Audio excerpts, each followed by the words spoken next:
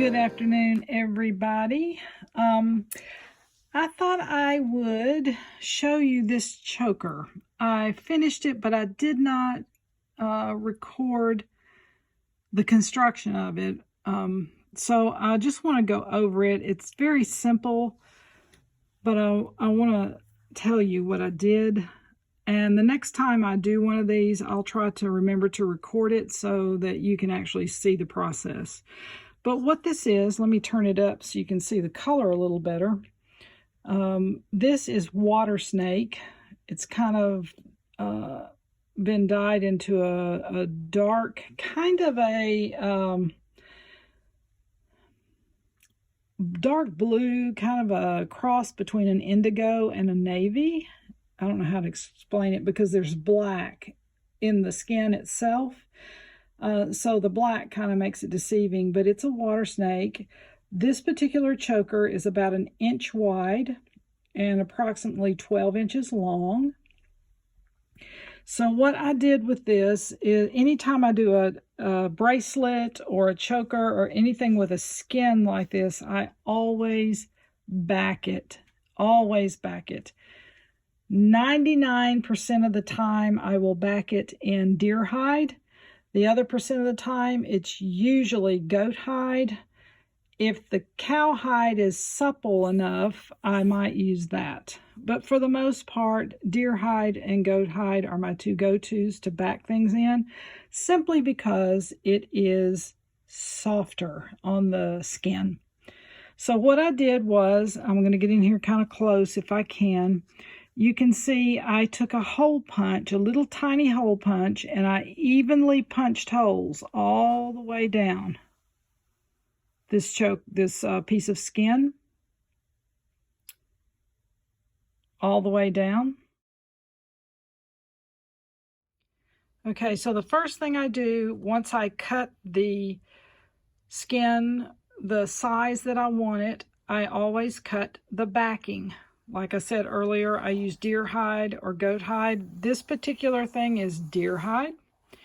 I cut the backing to fit exact the skin that I'm trying to cover. Cut them exact. Then I take a glue for leather, either an E6000 or something else that's used for leather. Not super glue. Do not use super glue.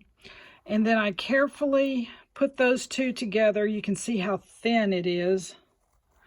You can see the thinness of it there. But anyway, I stack them directly on top of each other. I carefully glue it down, and then I let that cure overnight. I come in the next morning and I take an itty bitty hole punch and I go around the sides of this. You can see all the way around very evenly, and punch those holes all the way around on each end. You can see it better on this back. Now you can use a ruler to mark your holes if you want to before you start punching, but I've done it so long I can do it. I'm sorry, I can do it in my sleep. So anyway, so then I take my hole punch, and let me find one here. I've got one that's tiny, like this one right here, like this one. You can see how tiny that little hole is on there. It is itty bitty, perfect for stitching. Oh my goodness. But I use that to punch all my little holes with. Then what I do is I take an artificial sinew like this, and this does come in colors. You can use real sinew if you want to. It's a little harder to work with to me than this, but this is extremely durable, very cost effective to use. It's called an artificial sinew. This particular thing I used black, but there's also this gold you can use too. It's just your preference of color, but I thought since I was doing this blue that I would use the black one. So that's what I used right there. So then I take it off. I measure this, and then I pull off of the roll here 2 times what I measured here. 2 times, because you've got to stitch it all the way around, not just one side, because you're going to do a continual stitch all the way around here. So you want both sides, and then you want to double that, and you should have enough sinew and you won't run out. Okay, so with that, I take it, and then I'll take a piece of it and I'll pull it out, and I roll it like this with my fingers till it gets kind of thin and doesn't look flat and wide like a piece of tape. I roll it with my fingers like that, and it comes out looking like this. You can see that. And then I start my stitching. I start on one end down here. I start on a corner, and then I do a whip stitch all the way up, and I just keep going with that same whip stitch, go all the way around that corner, come down here all the way down, make that corner, and then I go through the same holes again, and I pull it through the stitching right there on the edge. When I do my next bracelet, I will show you how I do that. But I pull the sinew back through the stitches that I just made when I started. Then with that, you're going to tie it in a knot, clip it fairly closely, and then you will burn off the edge. You're going, what do you mean by burn off the edge? I'll show you in just a minute. But you'll burn that edge off.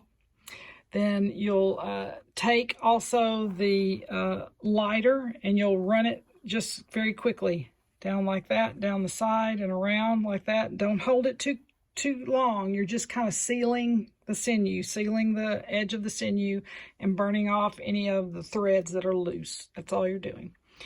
Then what I did was I punched 2 larger holes, not too much larger, but large enough that I could get a piece of deer hide through that.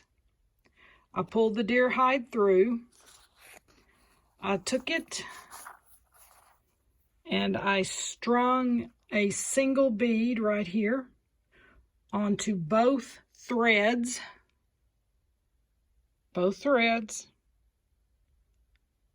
Okay. Then I made a knot to hold that bead secure. I just did an overhanded knot right there. That's all I did.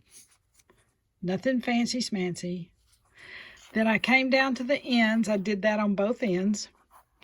And then I ran a little small bead on the end of the leather and knotted it off, just a little overhand knot, to make it decorative. And I did it on both pieces, as you can see right there. And then I did that on the same end right here, on this end. And then I have my little beads right here on this end. So that is how I did that.